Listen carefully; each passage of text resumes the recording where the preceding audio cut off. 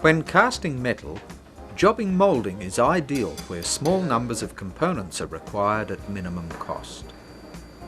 One half of the pattern is placed face down in a box, which forms the bottom half of the mould and is called a drag. Green sand, which consists of sand plus 2 to 3% clay and water, is sifted over the pattern and then pressed around it so as to obtain good shape definition. More sand is added and is compacted with a peg rammer, spiralling from the outside towards the centre of the drag. The last compaction of the sand in the drag is carried out using a flat rammer.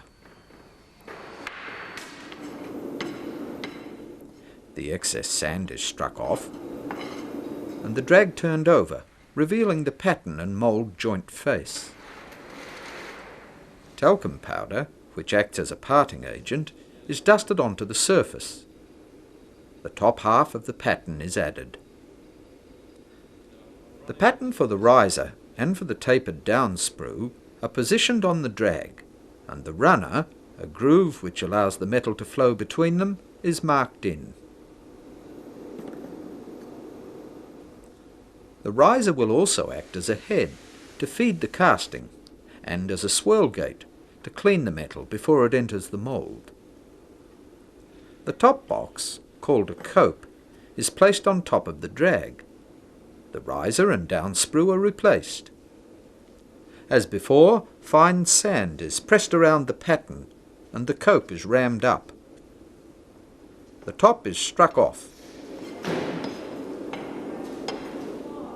A pouring basin is cut into the sand so as to ensure a smooth flow of metal into the down sprue. A smooth metal flow is important in obtaining a clean casting. The cope is wrapped and removed from the drag.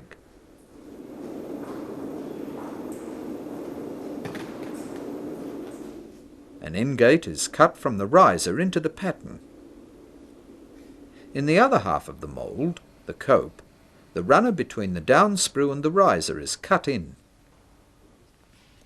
The half patterns in the cope and in the drag are wrapped and carefully removed.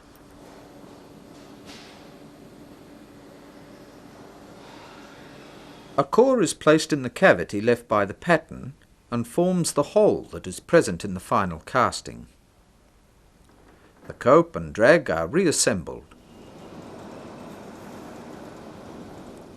Molten aluminium is poured carefully into the down sprue.